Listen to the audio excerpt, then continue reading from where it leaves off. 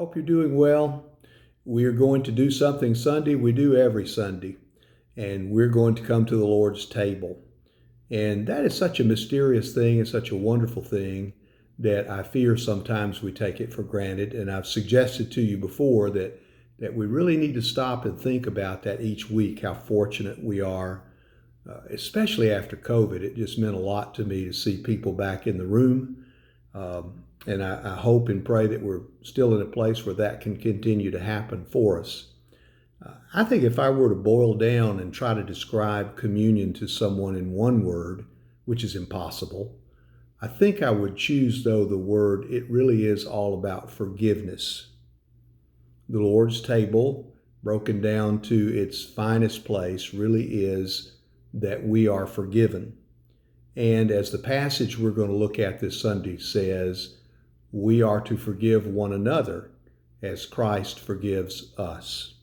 That's in Ephesians 4:25 through 32, and I hope that you'll read through it to prepare for Sunday. The reason I think I would break all of this down that we do Sunday after Sunday to remember constantly the mystery of God, the sacrifice of God, the openness and invitation of God, but in the essence of all of that is this wonderful thing in the middle called forgiveness that allows that to happen.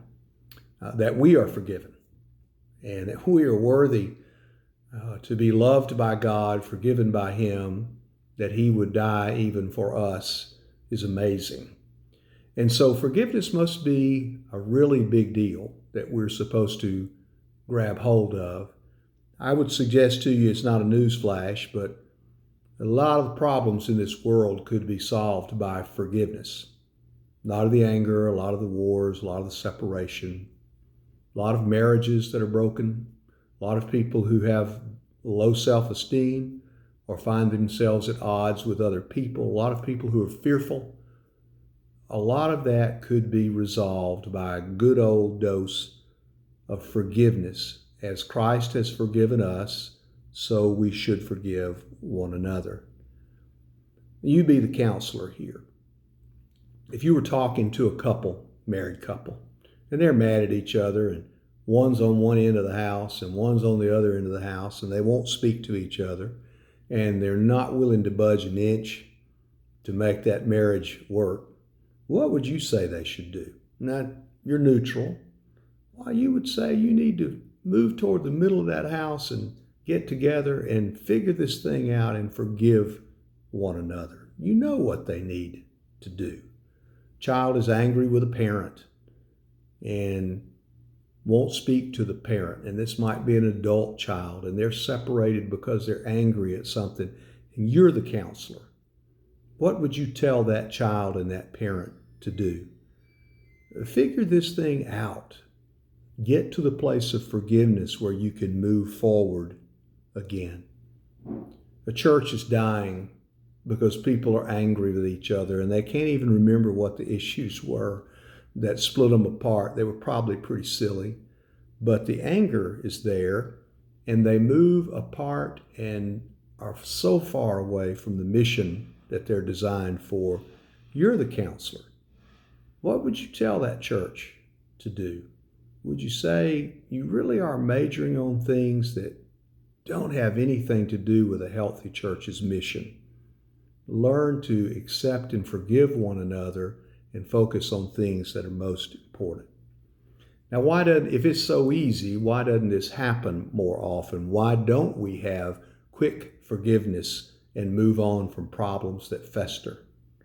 Well, because it's hard.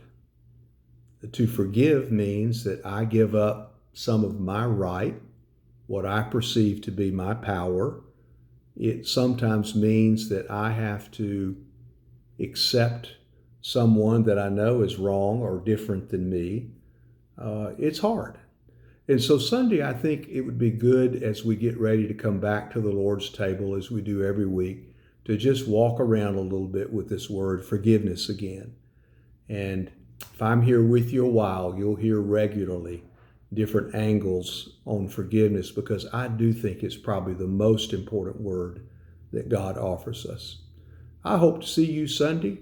I hope that you're healthy and staying well. I'm praying for our wellness right now as we seem to have an outburst of COVID again. I'm praying for children as they go back to school and all of those things that are going on right now. Pray for teachers who will be very helpful in this process. It's a difficult time, and we want it to be a good time. So I hope that you'll pray for all that with me, and I hope to see you Sunday at the gathering.